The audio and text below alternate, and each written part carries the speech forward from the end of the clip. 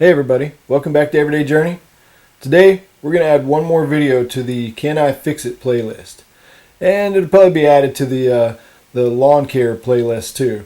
What it is I got a self-propelled mower. It's a Troy-Bilt mower, and I got it for free. So checked it out quickly anyway. It's not seized up, but it wasn't running, and the guy told me he couldn't get it running, and he thought it might be like a cable issue, like for the spark plug, or he said it could be just needs a new spark plug.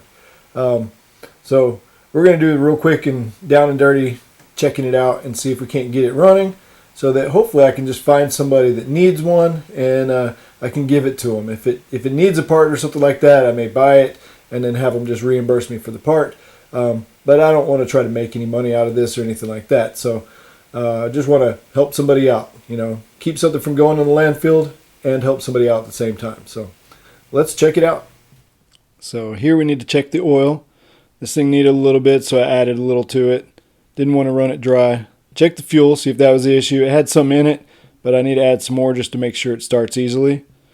So here I think though is the issue. I find the little boot that goes on the spark plug cable. And I hooked everything back up. It didn't start. Checking here to see if there's a fuel shutoff. There wasn't. Then I'm checking the primer bubble, make sure it works right. It works fine, and it still didn't start. So we're checking the spark plug cable.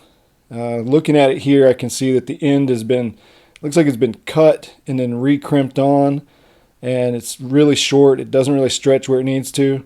I put the cover back on it, the boot back on it, and check it out, and it didn't start right. So checking the fuel or the air filter here to see if that's an issue, and it's not, and of course it still didn't start. So I'm going back to thinking it was probably either the spark plug cable or the ignition coil that it goes to. So we got to access it here. Pull off the top cover. Right here I'm taking off the bolts for the fuel tank, and there's 3 bolts up top here, and then there's one below which I'm not taking off, and I'm leaving that because I want this thing can hinge up. I don't have to empty out the fuel tank. I don't have to disconnect the cable, or disconnect the hose or anything like that. This thing just kind of goes up and out of the way, and it'll work for me. So the next thing we got to deal with is this dipstick tube here. It's got one screw that goes in it, one bolt.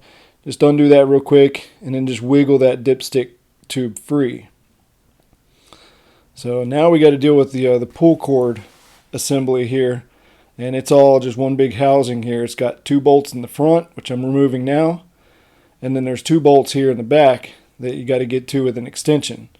So I go ahead and take those off, and I should be able to just wiggle this whole thing free and then set it aside.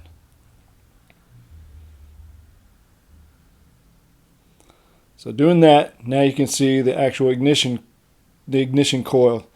This one's all rusted up, and since the cable is too short, we're going to go ahead and just replace it. So I take off the 2 bolts, and then I go ahead and remove the grounding cable that's at the bottom of it. You just attach it. That's what actually shuts it off whenever you need to shut off the mower. So I got a new one. Go ahead and hook that back up, and then go ahead and set these screws in. But to position it, I go ahead and put an envelope there. They recommend you use a business card, but an envelope should work for this purpose, and I just go ahead and use it for the gap. And then I just go ahead and hook everything back up, bolt everything back down, and go ahead and check it out.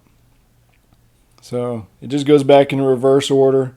Just put the bolts in to put this pull string housing down, and I go ahead and put our dipstick tube back in place, and then go ahead and bolt the fuel tank assembly, just bolt it back down. So last thing is the cover. Put it in, put the 2 screws, and go ahead and check it out.